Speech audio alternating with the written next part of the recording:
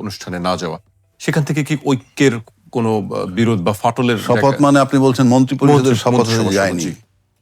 না না, শঙ্কা কি হবে না হবে বড় কথা না। বড় কথা হচ্ছে যে আপনি যখন 2/3 মেজরিটি পেয়ে যায় কেউ, তখন যদি সে কিছু কেয়ার না করে, অবহেলা করে, কিছু করার নাই। বিষয়টা ওইখানে। কেননা কতগুলো বিষয় আছে, আপনি যদি বলেন যে আইনে নাই, আইনে তো সব থাকবে না। যেমন ভাই বোনের সম্পত্তি কি, ভাই পায় ডাবল, বোন পায় ভাইয়ের অর্ধেক, তাই না? এখন ভাই আর বোন মিলে যদি বলে যে আমরা দুজন সমান সমান নিব, তাতে তো ওই যে মুসলিম লতে তো তা নাই। মুসলিম লতে আছে ভাই ডাবল পাবে, বোন ভাইয়ের অর্ধেক পাবে। কিন্তু ভাই বোন মিলে যদি বলে দেন আমরা দুজনে সমান ভাগ করে নিই, তাহলে আইনে কিছু আসে যায় না। তা আমরা এখন যেমন কথা তুলতেছি, আইনে নাই, কি নাই, আইনে গণভোট নাই। কিন্তু আমি তো গণভোট মেনে নিছি, গণভোট করব।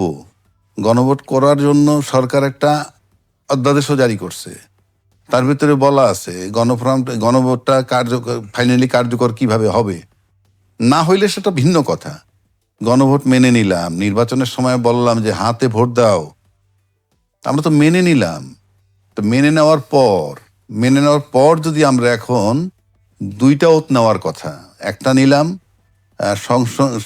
সংবিধান সংস্কার হিসেবে, আরেকটা হচ্ছে সংবিধান সংস্কার পরিষদের সদস্য হিসেবে, আপনি তখন নিচ্ছেন না। আপনি যদি না নেন কি করার আছে? এখন আপনি নিচ্ছেন না বইলে আবার মন্ত্রী পরিষদে আমরা গেলাম না, মানে যারা গেল না তাদেরই বা কি করার আছে? এখন এটা তো মনে করেন শঙ্কা বলতে কি, আপনার ফ্রম ডে ওয়ান তো একটা মতবিরোধ, একটা অনৈক্য যেটা চলমান ছিল 8 মাস, তারপরে গেলাম গণভোটে, আবার চলে আসলো, সেই শঙ্কার জায়গা তো রয়েই গেল। এখন শঙ্কা বলতে সবসময় পার্লামেন্টে আইনি লড়াইটাও তো শঙ্কা। এখন এই যে আমি যদি না মানি, এখন আমার 2/3 মেজরিটি আমি মানলাম না, তো কি হবে? মানলেন না যখন আপনি যে সংবিধানে নাকি বলছে 2টা শপথ নাই, একটা শপথ আছে সংসদ সদস্য হিসেবে নিবেন, তো সেটা তো সেই সংবিধান মোতাবেক আপনার নির্বাচনটা হইতে হবে। সেই সংবিধান মোতাবেক নির্বাচন হইতে গেলে তো প্রধানমন্ত্রীর ক্ষমতায় থেকে 3 মাস মেয়াদ থাকতে নির্বাচন হইতে হবে। সেই সংবিধান থাকলে তো আপনাকে সংসদ ভেঙে যাওয়ার পর 90 দিনের মধ্যে, কোনো কারণ না হলে আরো 90 দিন, 180 দিনের মধ্যে নির্বাচন হইতে হবে। সেখানে আপনি ফেব্রুয়ারি 2026 আমরা নির্বাচন করলাম কি হিসাবে? আমরা মেনে নিছি বলে, আমরা মেনে নিছি, এটাই হলো আইন। এখন আপনি যদি বলেন লিখিত নাই, সেটা তো ভিন্ন কথা। সংবিধান মোতাবেক নির্বাচন হলে তো অন্তর্বর্তীকালীন সরকার কি সংবিধানে আছে? সে দিল নির্বাচন, আমি সেই নির্বাচনে গেলাম, তো সেটা আমার পক্ষে আইলো, আমি নিয়ে নিলাম। আমি গণভোট নিলাম না, গণভোট মানলাম না, কিছু করার নাই। কারণ বাংলাদেশে তো নতুন না আমাদের।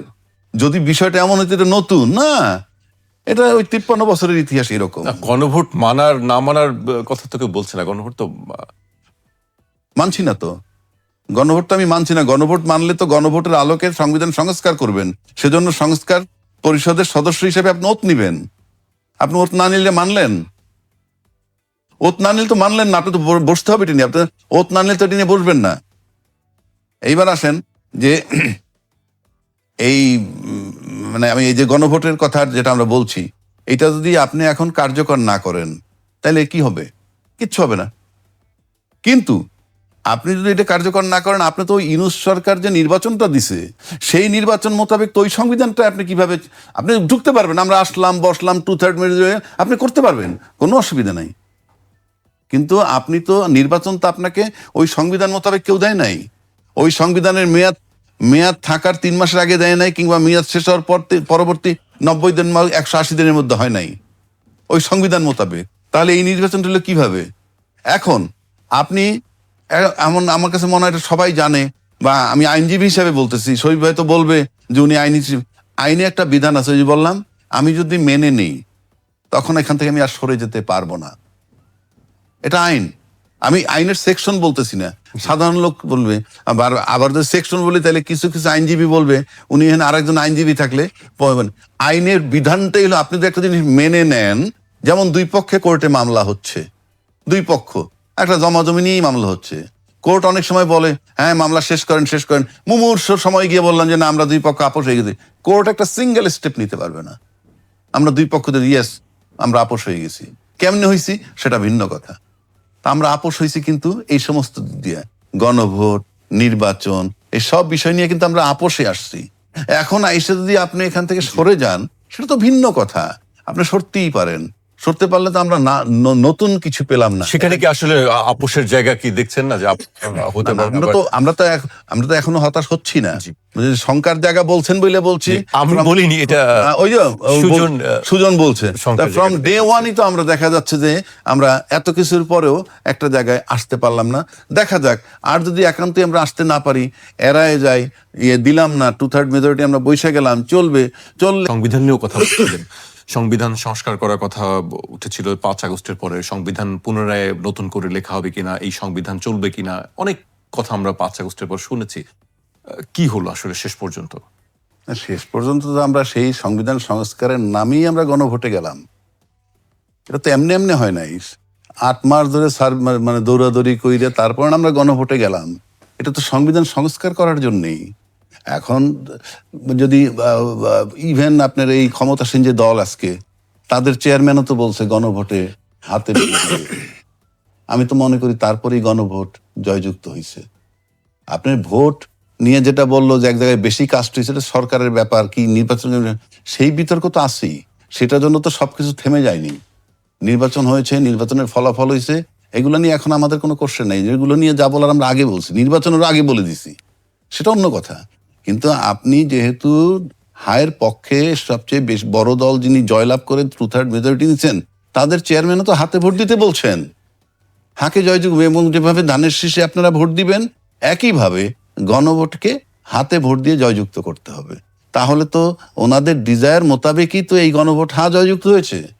তা জয়যুক্ত যদি হয়ে থাকে, তাহলে এটা এখন আমি তো একটু আগেই আপনাকে বললাম, আইনে কি না আছে না বড় কথা না।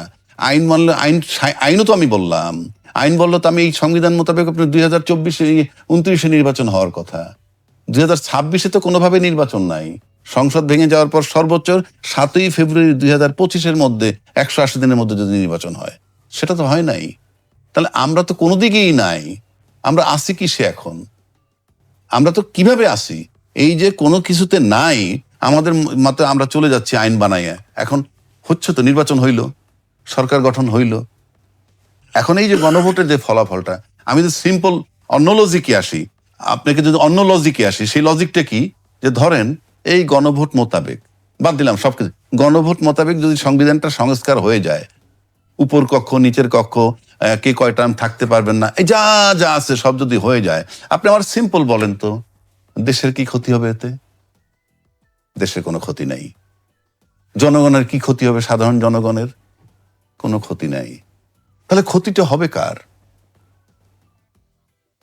আপনি 70 অনুচ্ছেদ বাতিল করবেন, ভালো কথা, কিন্তু আমি গণভোটের আলোকে যদি সংস্কারটা হয়ে যায়, নতুন তো না, সংশোধিত সংবিধান হয়ে যায়, তাহলে ক্ষতিটা হবে কার?